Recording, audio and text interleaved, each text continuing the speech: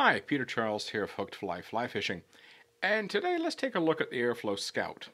Now, if you've been involved at all in Skagit casting and spey casting, and you've had a look at these really short Skagit heads, you might be puzzled by something that's been going on in the business.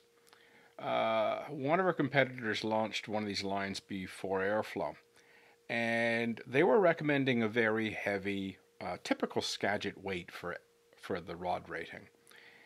And I had a number of clients come to me looking for casting lessons with these lines because they weren't able to cast them. And I gotta admit, they were pretty touchy. I had to be careful when I was casting them. And then all of a sudden, I started reading queries online about people saying, well, why have the recommendations dropped so drastically? I mean, we're talking huge drops in line weights that are being recommended for various rods. It's like, what's going on here? All right. So I want you to look at two videos after this one. One, I'll put them up here in the cards. One is Airflow's video by Tom Larimar. Sorry, Tom, I got your name wrong. Tom Larimar, who is showing how to cast an Airflow Scout. And the other one is a video that I produced a while back on taking an Airflow Skagit switch line and turning it into a Scandinavian shooting head multi-tip line. These two videos have the clue as to what's going on here with these super short Skagit heads. So let's do one thing right off the bat. Take the word Skagit, wrap it up, throw it away. The Skagit heads. Okay. I know the industry likes to call them that. We're used to calling them that. But really what they are is the belly section of a multi-tip Scandi line. And what you see in Tom's video, yeah, he's doing, if I remember correctly, he's doing a snap T. But when he finishes it up, he's using the Goran Anderson underhand method of Scandi casting. And that's the reason why the weights have dropped so drastically. If you see my video on the Skagit switch, this explains the weight, because in Skagit we ignore the tip weight. So it's all belly section. That's the only thing we're looking at, is the weight of the head. In Scandi casting, it's tip plus belly. So it's the whole thing that we're weighing. So when we're using one of these in Skagit style as Airflow Scout, and we're doing think of it in Skagit terms, we take this, the weight of this, and apply it to the grain weight rating of our rod. We ignore the tip. But if we think of this as being a belly section from a Scandi shooting head, then we've got to add the tip weight to this. And that's what's been happening. And that explains why there's such a broad change in the way we've been rating these lines. So, yeah, I realize it says Skagit on the label right there. Skagit. I know. But think of them as the belly section of a Scandi multi-tip line. Because, I got news for you, if you don't know this, there's been tons of them around over the years. They're just all over in Europe, all right? They're not here. Well, they have, a few have been here. But, I mean, they're common over there. And they're very useful systems. So if we think of this as a Scandi belly, man, does it ever work. I mean, you got, the underhand cast is probably one of the easiest casts out there to master. It's pretty simple. And if you can do a decent underhand cast and you combine this, especially if you've got those 15-foot factory tips from years ago, if you've got some of those laying around in a gear bag, oh, they work lovely with these. They really do. So, I mean, they cast beautifully.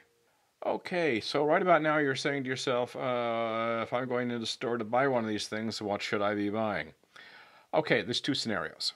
One is if you're using heavy 15-foot tips, and the other is if you're using very light 10-foot or 7-foot tips, or you're using polyleaders. So if you're using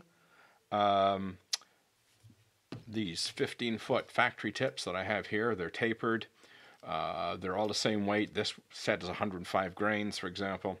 If you have a set like this, I would use belly plus tip. So this is 105 grains.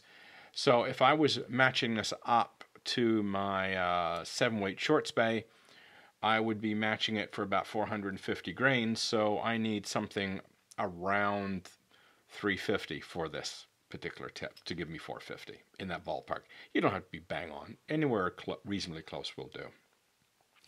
However, if I was working with, polyliters or this little short tip, light tip, this little T7 tip, it's not very heavy, it's only 10 foot long, and I was using these, I would look at the Scandi rating for the rod. So if the Scandi rating was 450, I would use a 450 Scout. So in the other version, I would be, if I was using these, I'd be using something in the neighborhood of a 360 Scout. And if I was using these, I would be using a 450 Scout on the same rod. In this case, the 7-weight short spay. So keep that in mind. Light tips, polyliters, go with the Scandi rating of the rod. So if it says 450, that's the one to use. If you're combining with long, heavy tips, then you should be taking the tip plus belly approach. So either one's going to work. Our modern rods have a lot of latitude. And I've done both methods. And even sometimes I sort of mix things a little bit. And the rod still handles them. So you don't have to get super fussy about this. As long as you're in the ballpark. I mean, if you look at some of the ratings between the high and the low being recommended for these rods with these short heads, you're going to see quite a range. So for, let's say, my 5-weight short spay, you might see a Scout being recommended at around 270. So that's quite light. So it's assuming that you've got a fair bit of tip on the end of it. And the reason for all this, and you may be, wondering where I'm going with all of this, the reason is when we use the underhand style of casting, we're aerializing the entire D-loop, which is belly plus tip. That's the reason why we have to think in these terms. Because if you're doing regular Skagit casting, you're leaving the tip in the water. It's not moving. If the tip's not moving, it's not contributing very much to your casting. So you've got to keep that in mind, is that the D-loop of a typical Skagit cast is different from the D-loop of a Scandi underhand cast in the position of the tip. Tip being in the water with Skagit, tip being in the air, mostly in the air, with the Scandi cast. And this was the reason why I mentioned early in the video that I had clients coming to me with problems casting these short heads, is they were leaving most of the tip in the water when they're trying to do it, and with these very short heads, that created problems. They're either blowing their anchor or they got a lousy cast. And the trick was, of course, to aerialize the entire tip and just leave the leader in the water and fly, basically. And as soon as you do that, wow, they go like a rocket.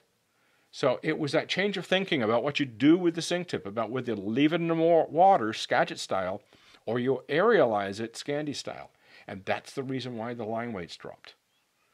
So we started thinking in terms of these as being Scandi heads and, really Scandi bellies. And for you old timers, you might remember the loop adapted system. Well, that's just a long version of these Scouts, really. I mean, when you think about it, you look at the taper of the old loop adapted heads, and if you look at the taper of a Scout, there's not an awful lot of difference. The only real difference is in length. The loop adapted heads were very long, and these Scouts are short. But conceptually, they're basically the same thing. So keep that in mind when you're trying to figure out what line weight you're going to be using. Short tips or pollinators, think of it in terms of the Scandi line weight for your rod. And if you're using these long, heavy tips, think of the belly plus tip approach.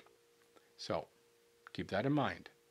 The Airflow Scout, lovely line. I love it. I use it. They're great. But forget that Skagit label. I know we got to put it on the label because that's what people want. But, they are really the belly section of a Scandi shooting head. Okay, so let's clear that up right off the bat. That's what they are. And if you treat them like that, my lord, do they fish well. So there you go. Give them a try. The Airflow Scout. Cheers.